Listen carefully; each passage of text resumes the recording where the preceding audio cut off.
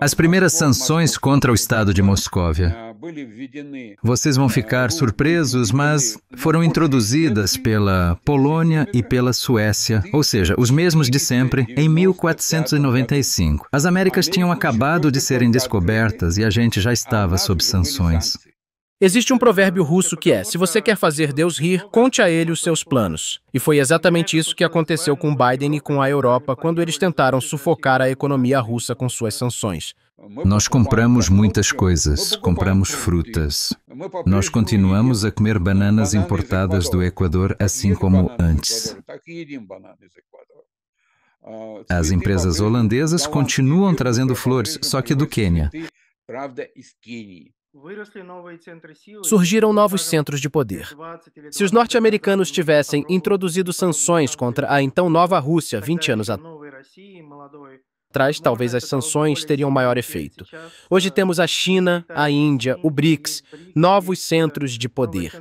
E o fluxo comercial foi mudado para outros parceiros.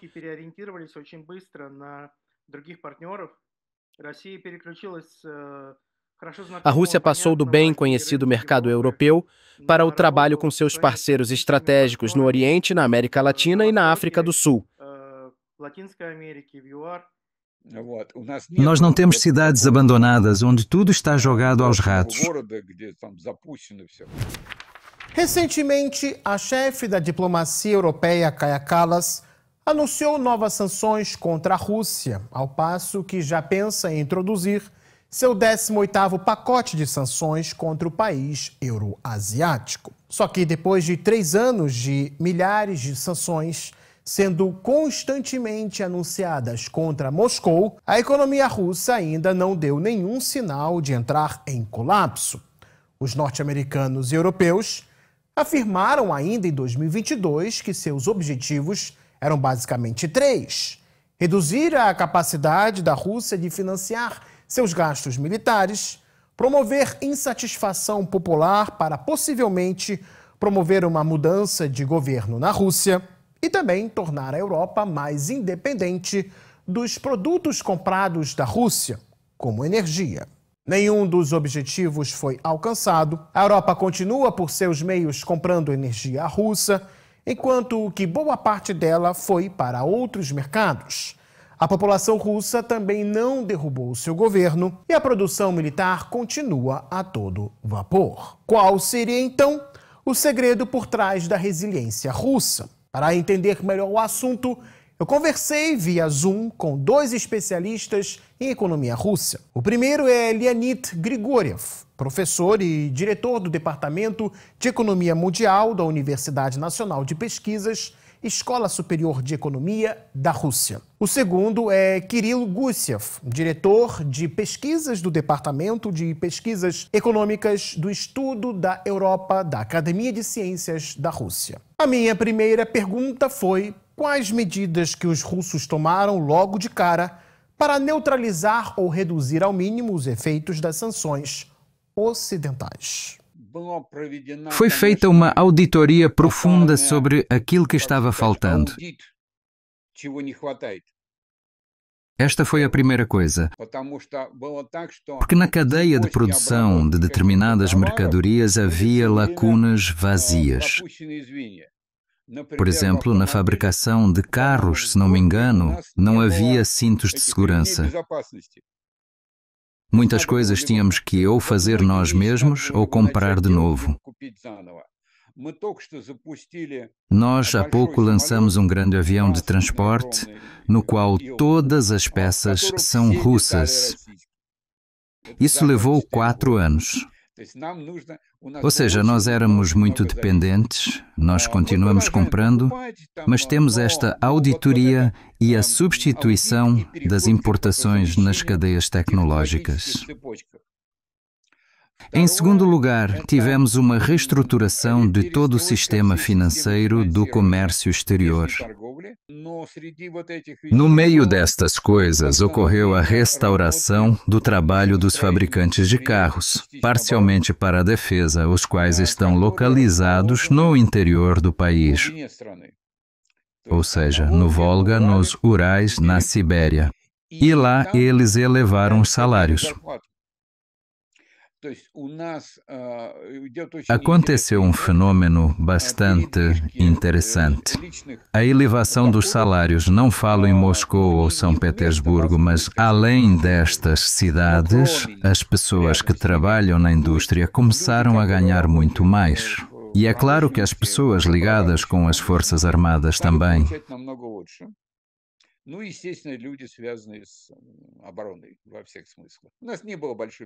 De qualquer forma, nós não tínhamos desemprego.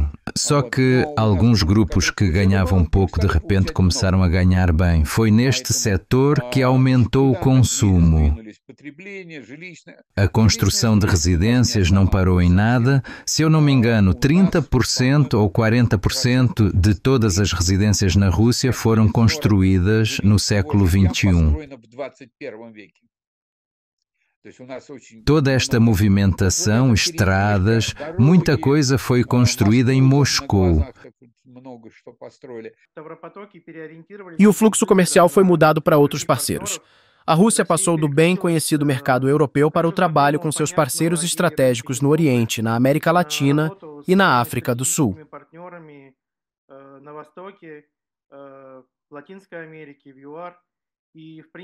Sabe, não existe um mal sem um lado bom. É muito provável que as sanções empurraram a Rússia para a solução de questões muito antigas que se tornaram maduras. É natural que tal processo tenha seus contratempos, mas nem Biden nem a Europa contavam que a Rússia voltaria para lá seu comércio, produção e cooperação financeira.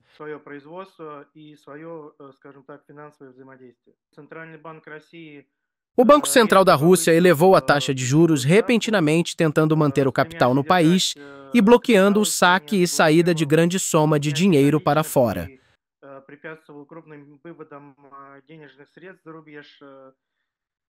Vocês sabem que foram tomadas medidas adversárias pelo Ocidente, como o congelamento de ativos no exterior. Mas eu acho que o passo mais importante que deu o fundamento para a Rússia não somente resistir às sanções, mas também lucrar com elas, foi a reorientação estratégica voltada para os novos parceiros,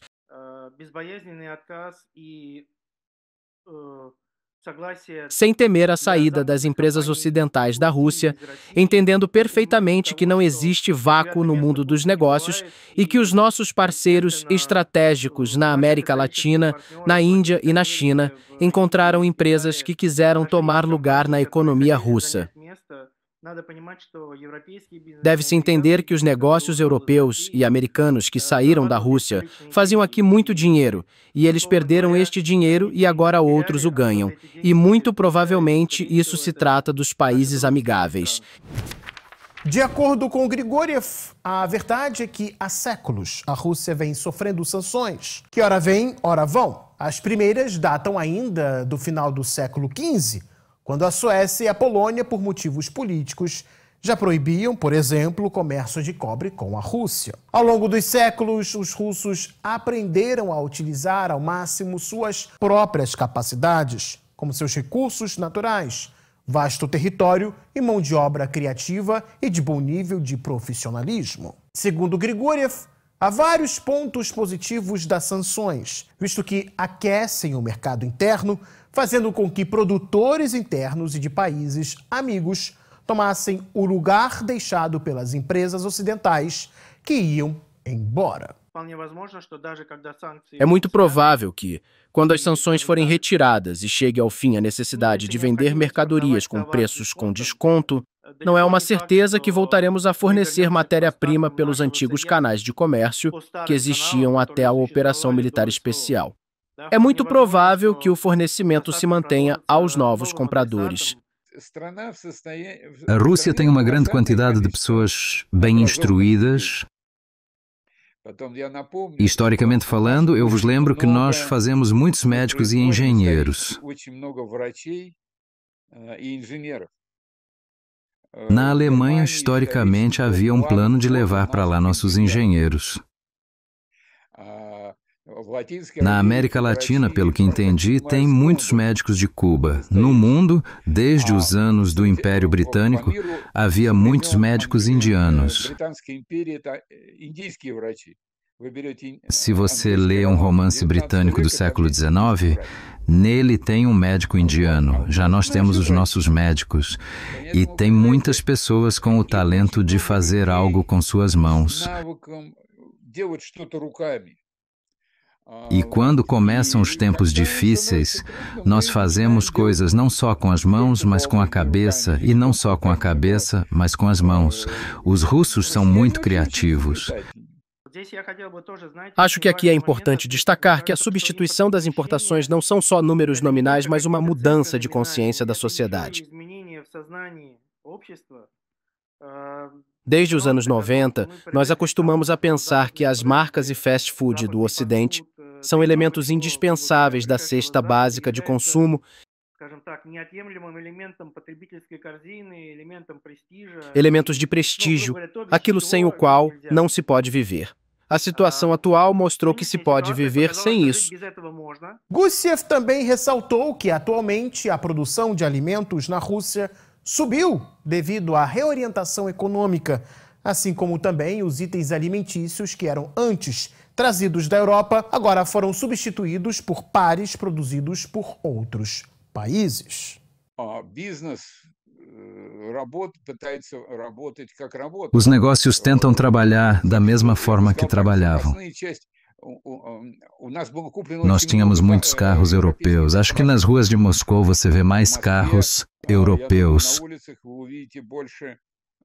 Existem poucos americanos. No geral, são carros europeus e nossos, de nível mais baixo em matéria de classe.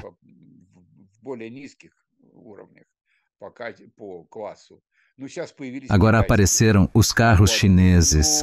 O conserto dos carros ocorre da mesma forma que antes, só que mais caro. A própria iniciativa privada resolve o problema da falta de peças.